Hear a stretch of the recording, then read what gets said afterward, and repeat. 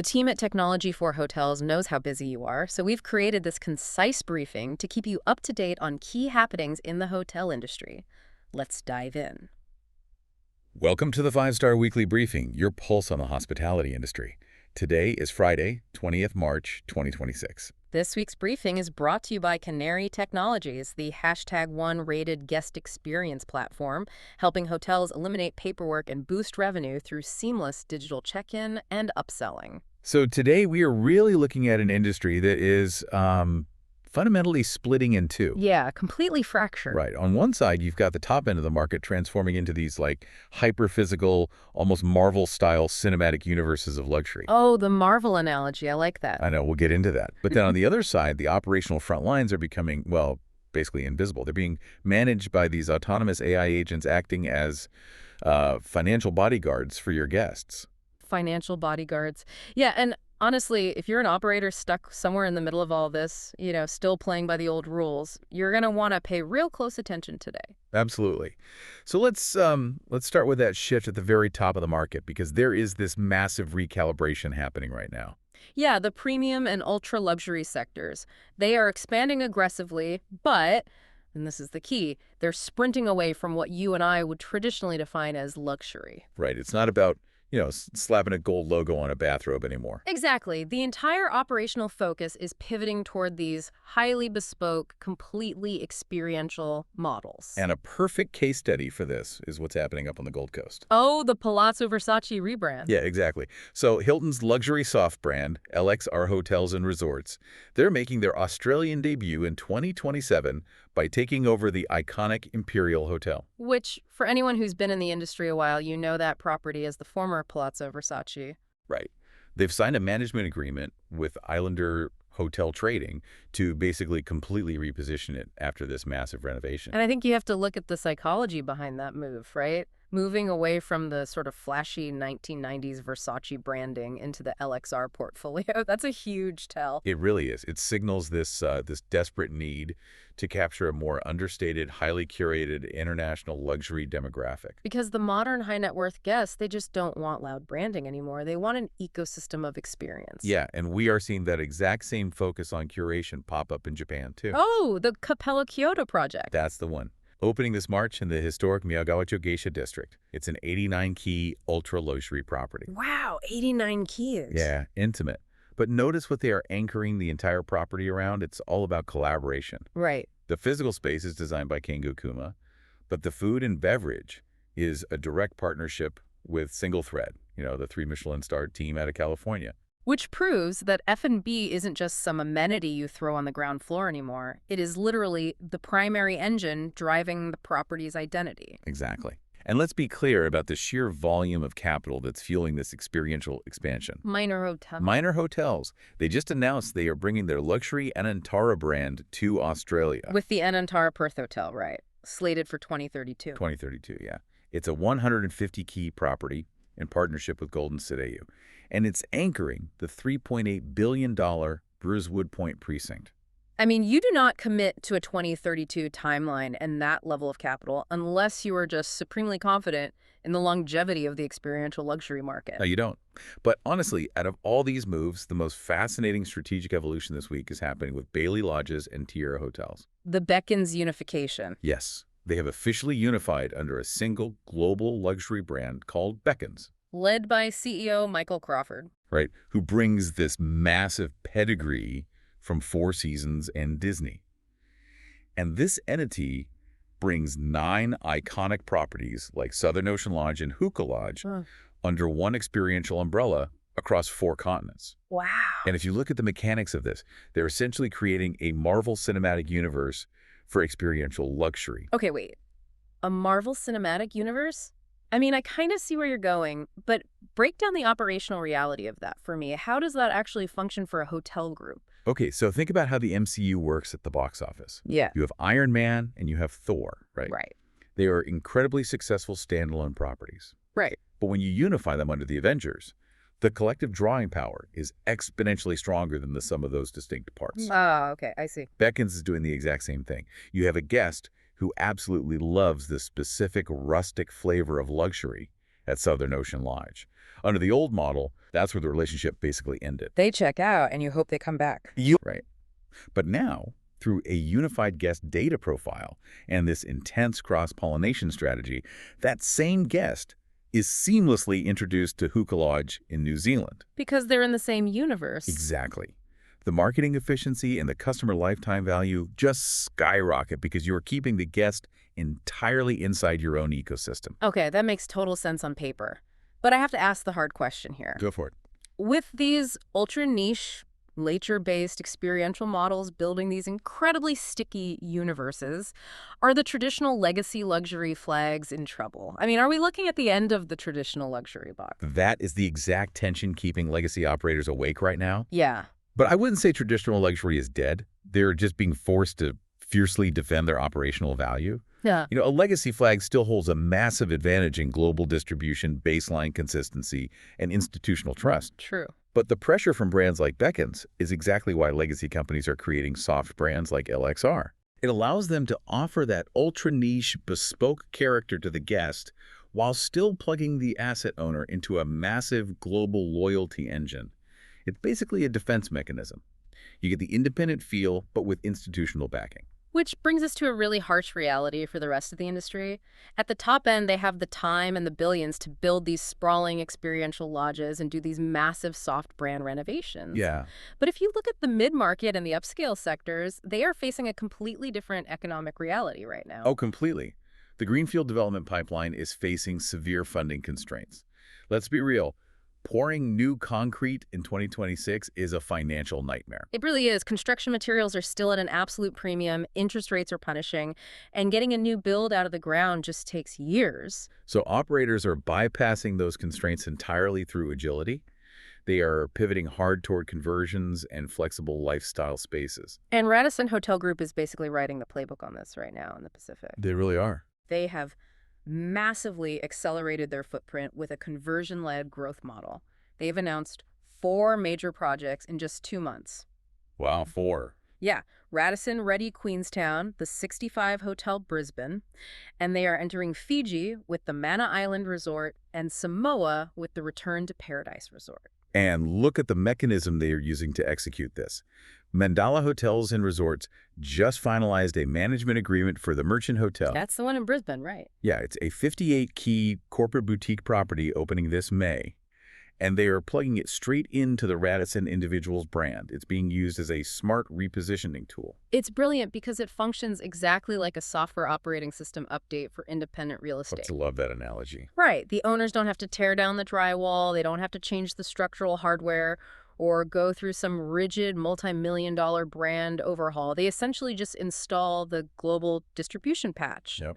And overnight, they get the immediate ADR uplift. They connect to the global loyalty program, and they are competing on a completely different level without the massive capital expenditure. That software update approach is the exact reason IHG is scaling at a pace we've rarely seen. With Garner. With Garner. Their mid-scale conversion brand just reached 100 open properties. Oh, 100 already. It is officially the fastest scaling brand in IHG's history. I mean, it launched in August 2023, and it already has a pipeline of nearly 80 more hotels. Conversion-friendly assets accounted for 52% of IHG's room openings in 2025. That is staggering. Yeah. Karen Gilbride is leading this charge, targeting value-conscious travelers across the Asia-Pacific who just want a reliable stay without the premium price tag. And even when new assets are being built in that segment, the focus is entirely on adaptability. Right. Like Hilton announcing the Australian debut of its lifestyle brand, Motto by Hilton. They are partnering with Invictus Developments for a 152-room property in Sydney City Centre, opening late 2027. Oh, the Motto brand. Yeah, Tushar Raniga, Chayati Karim, and Tal Sheffer are driving that one. Exactly. But the defining feature, flexible interconnecting spaces and bunk rooms. Bunk rooms? Yeah, it's inventory that can literally physically adapt depending on whether a corporate group books on Tuesday or a family books on Saturday. That is smart. And capital markets are fiercely chasing this flexibility too. We're seeing major REITs making really aggressive moves to snap up these adaptable assets. Like Escon Japan. Yep, Escon Japan REIT Investment Corporation just acquired the 130-key Compass Hotel Nagoya to rebrand it as Sono Moon Nagoya. And one REIT investment court, too. Right. They finalized a massive 29.9 billion yen acquisition of a 6-property portfolio, sweeping up Quintessa Hotel branded assets and the DoubleTree by Hilton Nahashiri Castle. Which really highlights the surge of new-to-market operators and South Korean hospitality giants aggressively expanding into the wider Asia-Pacific, directly challenging the established Western brands. Although, you really can't count the established brands out when it comes to long-term strategic plays. No, definitely not. IHG just signed a deal to return the Intercontinental brand to Manila after 15 years away. They're partnering with a consortium of developers to open a 212-key luxury hotel in the Bonifacio Global City District by 2032. Okay, so while conversions dominate the mid-market, legacy flags are still planting massive flags in key economic hubs. Exactly. But if you are a mid-market operator listening to this right now, you're probably feeling the squeeze. Oh, yeah. You're fighting other hotels using these rapid software update conversions. Yeah. But that's not even your biggest threat. You're also facing intense competition from an entirely different flank: high-end alternative accommodations. Because the alternative stay sector is no longer just some niche side hustle, right? Yeah. It is flexing serious financial muscle. Definitely. Look at Ingenia Communities Group. They just announced a $12 million expansion of their flagship Ingenia Holidays Rivershore Resort on the Sunshine Coast. 12 million. Yeah, scheduled for late 2026. They are adding 80 new accommodation units. And let's be clear, we aren't talking about pitching canvas tents here. They are building architecturally designed safari tents, these luxury tiny homes, and in-suite powered sites. Plus, they're dropping in a brand new 300 square meter accessible pool and upgrading their Driftwood restaurant and bar. Wow. And the data shows this glamping segment is currently outperforming traditional mid-market hotels in Queensland's drive to markets. Okay, wait. I have to push back on the terminology the industry is using here. What do you mean? Well, if you're managing a property that just received a $12 million capital injection, features a massive accessible resort pool, premium table service restaurants, and high-end safari tents, is that really alternative? Or is it just a horizontally laid out luxury resort that is successfully stealing mid-market guests? That is the exact reality check operators need to have. The guest does not care about your local zoning laws or how the industry defines a resort versus a holiday park. Right, they care about the experience. Exactly. Yes, the physical footprint is different. The rooms are spread out under the trees instead of stacked vertically in a concrete tower. But the guest expectation for premium service, incredible food, and seamless amenities is identical. Yeah. That horizontal luxury resort is directly competing for the exact same dollar as the traditional upscale box in the city center. Which is precisely why the traditional regional properties that are winning right now are the ones relentlessly doubling down on operational excellence. You can't out-nature the nature resort. Exactly. You cannot compete with a $12 million nature resort on novelty. You have to prove your value through execution. Look at the Novotel Cairns Oasis Resort. Oh, the tourism awards. Yeah, they just secured the Gold Award at the Australian Tourism Awards in the 4 to 4.5 star deluxe accommodation category. Yeah. That doesn't happen by accident. No. You have leadership there. Yak Young Queek from Shakespeare Property Group, Michael Davis from Accor, and GM Shelley Cuthbertson, who clearly understand that regional excellence is their strongest defense mechanism. And we saw that exact same regional dominance highlighted at the 2026 Accor Pacific Awards. Out of a massive 400-property network, the prestigious Hotel of the Year title didn't go to some massive CBD skyscraper. Where did it go? It went to Peppers Seaport Launceston. Oh, wow. Launceston. Yeah. Properties like that, alongside Mercure Alice Springs, they highlight this definitive shift. Performance strength is heavily tilting toward regional and boutique-style assets that just master high operational excellence. It really is. It also proves how critical the relationship is between major institutional owners like the Dexus portfolio and global operators. They absolutely rely on each other to maintain that standard. But, managing this completely fractured landscape, balancing those bespoke luxury experiences, fighting the conversion scaling wars, and defending against these horizontal resorts, it requires two distinct advantages. Leadership in tech. Exactly. Top-tier human leadership and next-generation technological infrastructure. Well, if you look at the executive movements this week, The talent shifting around reflects a very deliberate strategy to address these threats. Yeah, definitely. Notice who Accor just tapped for a general manager position, Margot Bertolini.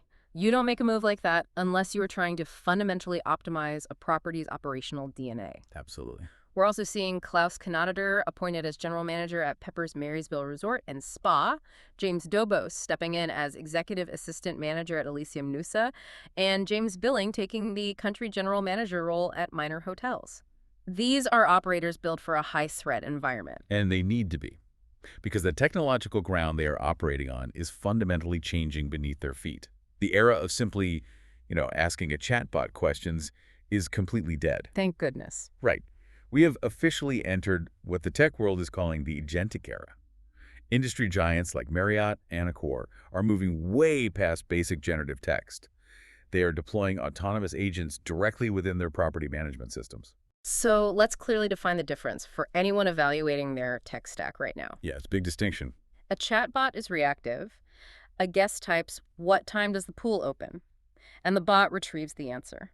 An autonomous agent is proactive. It executes complex, multi-step tasks without human intervention. Give us an example. Okay, let's say a VIP guest's flight is delayed by 3 hours. The autonomous agent monitors the flight data, recognizes the delay, dynamically updates the PMS arrival time, communicates directly with the housekeeping schedule to delay that specific room cleaning, and then seamlessly reassigns a new room to a different guest who's arriving early. That is wild. That level of unseen orchestration completely rewrites the hotel labor model. But it's not just the hotels adopting these agents. It is changing guest behavior at a terrifying speed. The latest SiteMinder data is a massive wake-up call for revenue managers. What are they seeing? Guests are showing a 4-time surge in AI dependence. While Australian travelers are historically the world's most loyal search engine researchers, there's a massive OTA to direct pivot happening right now. Really? Yeah, guests are utilizing their own personal AI as a financial guardian to verify value before they ever click the book button. Think about the implications of that.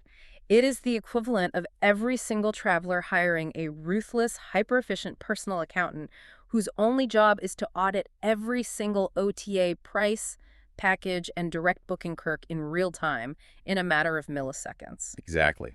If your direct channel isn't offering the absolute best verified value, the guest's AI will find the discrepancy immediately and book the cheaper rate elsewhere. Yep. This makes your direct booking strategy not just a nice marketing initiative, but the only logical survival tactic. If your pricing architecture isn't airtight, the AI will exploit the gap. Which perfectly aligns with the most urgent takeaway from the INN Tech Summit. The message to hotel leadership was unequivocal. 2026 is the make-or-break year. Your property must sanitize its data and open its APIs. Right. In short, your hotel has to become machine-readable. And for those who aren't software engineers, when we say open your APIs, think of it like taking the padlock off your hotel's digital front door so the AI can actually walk inside. That's a great way to put it. If your real-time pricing and room availability are locked up in a messy, outdated legacy system, the guest's AI simply cannot read it. To the AI, and therefore to the guest, your hotel looks closed. Wow, closed. It will just walk down the digital street to the competitor whose data is clean and accessible. If an autonomous booking agent cannot seamlessly read your inventory, you simply will not exist in the decision-making process of tomorrow's traveler. The tech isn't just facilitating the booking anymore, it is making the booking. That is a scary but very real thought. It is. And before we sign off, I want to leave you with something to really chew on this week regarding all this. Yeah, let's hear it. If AI truly becomes the ultimate financial guardian for the guest, constantly hunting and verifying the absolute lowest rate across the entire internet in milliseconds, does hotel loyalty even exist in 2027? Oh, man. Or is price the only amenity that matters anymore? It is definitely something to think about as you review your distribution strategy and loyalty perks heading into next quarter. That wraps up this week's 5-Star Weekly Briefing. Thanks for tuning in and staying informed with the latest in the hotel industry. Don't forget to check out our 5-Star Conversations podcast, where Brendan Granger from Technology for Hotels sits down with the industry's most influential leaders to uncover their journeys, insights, and the future of hospitality. It's a must-listen for anyone passionate about elevating their guest experience and driving innovation in the hotel world. Until next time, stay well and stay ahead. See you next week.